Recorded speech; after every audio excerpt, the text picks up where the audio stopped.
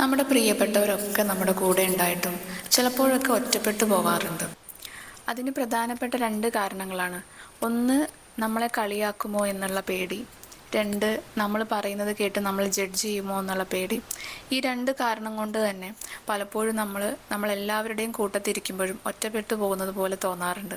കാരണം നമുക്ക് നമ്മളായിട്ട് ഇരിക്കാൻ പറ്റുന്ന ഇടങ്ങളിൽ പോലും നമ്മൾ ഈ പറയാൻ പോകുന്ന കാര്യം നാളെ നമ്മൾ ഏത് രീതിയിലായിരിക്കും അവരെടുക്കുക എന്നുള്ള ആ ഒരു പേടി പലപ്പോഴും പല ആളുകളുടെ ഉള്ളിലും കടന്നു പോകാറുണ്ട്.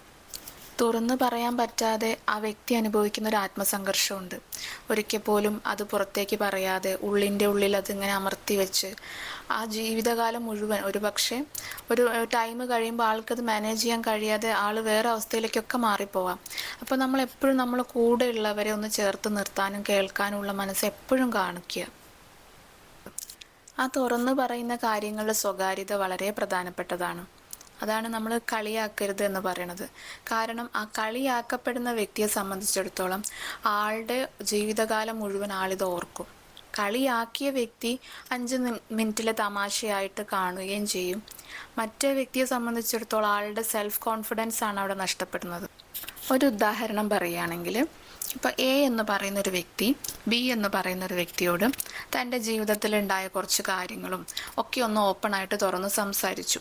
ഇപ്പോൾ ബിയും എയും കോമൺ ആയിട്ട് അറിയപ്പെടുന്ന ഒരു സർക്കിളിൽ ബി ഒരിക്കൽ എല്ലാവരും ഇരിക്കുന്ന സമയത്ത് പറയുകയാണ്, എ എന്ന വ്യക്തി വളരെ പൊട്ടനാണ്, ആൾക്ക് തീരുമാനങ്ങളൊന്നും എടുക്കാൻ അറിയില്ല, ആൾ എന്ത് തീരുമാനം എടുത്താലും തെറ്റായിപ്പോവും, അതിൽ കുറച്ച് നർമ്മമൊക്കെ കലർത്തി എല്ലാവരുടെ മുന്നിലും ഒന്ന് ആളായി ഒരു 5 മിനിറ്റിലുള്ള ഒരു തമാശയായി അത് മാറി. ചിലപ്പം ഇത് കേട്ടിട്ട് ഉള്ളിൽ വിഷമിക്കുമെങ്കിലും എയും എല്ലാവരുടെയും കൂടെ ഇരുന്ന് ചിരിച്ചിട്ടുണ്ടാവും. പക്ഷേ ഈ എ എന്ന് പറയുന്ന വ്യക്തി ലൈഫ് ലോങ് ഈ ഒരു ടാഗ് ലൈനിൻ്റെ അണ്ടറിലായിരിക്കും ജീവിക്കുക. എന്നെ ഒന്നിനും കൊള്ളത്തില്ല, എനിക്ക് തീരുമാനം എടുക്കാനൊന്നും കഴിവില്ല, ഞാനൊരു പൊട്ടനാണ്. അപ്പോൾ ആളുടെ ലൈഫിൽ ഏതെങ്കിലുമൊക്കെ ഒരു സിറ്റുവേഷനിൽ ഇങ്ങനെയൊക്കെ ഒരു തീരുമാനം എടുക്കേണ്ടി വരുമ്പം ആൾ എപ്പോഴും കൺഫ്യൂസ്ഡ് ആയിരിക്കും. കാരണം ഞാൻ തീരുമാനം എടുക്കാൻ കഴിവില്ലാത്തവനാണ്, ഞാനൊരു പൊട്ടനാണ്, അല്ലെങ്കിൽ എനിക്ക് അങ്ങനെയുള്ള കഴിവില്ല. കാരണം എ എന്ന വ്യക്തി വളരെ ആത്മാർത്ഥമായിട്ട് ആളുടെ ഉള്ളിലുള്ള കാര്യം ഷെയർ ചെയ്തിരിക്കുന്ന ബി എന്നൊരു വ്യക്തി ആൾക്ക് കൊടുത്ത ടാഗ് ലൈനാണത്.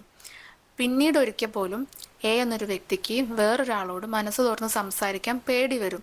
കാരണം ഓൾറെഡി അത്രയും വിശ്വാസമുള്ള ഒരാളോട് സംസാരിച്ച് കഴിഞ്ഞപ്പോൾ അയാൾ നമുക്ക് തന്നൊരു ടാഗ് ഉണ്ട്, അത് നമുക്ക് ലൈഫിൽ പോത്തുമില്ല.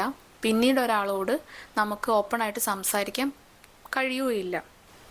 ശരിക്കും ബി എന്ന വ്യക്തി അവിടെ ചെയ്യേണ്ടിയിരുന്നത്, നിങ്ങൾക്കും എനിക്കും ഒക്കെ തെറ്റുപറ്റാം, നീ ചെയ്തത് കുഴപ്പമില്ല, നീ ഒന്നുകൂടി ഇമ്പ്രൂവ് ചെയ്യുമെന്ന് പറഞ്ഞാൽ ആൾക്കൊരു